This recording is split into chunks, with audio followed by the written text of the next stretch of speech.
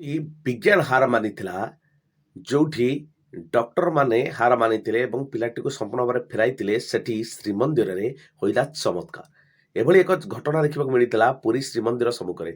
ଗତ 8 ତାରିଖରୁ ରାଜସ୍ଥାନରେ ଜଣକ ବ୍ୟକ୍ତି ଏବଂ ତାଙ୍କ ପୁତ୍ରକୁ ଧରି ଶ୍ରୀମନ୍ଦିର ଅଭିମୁଖେ ଚାଲି ଆସିଥିଲେ।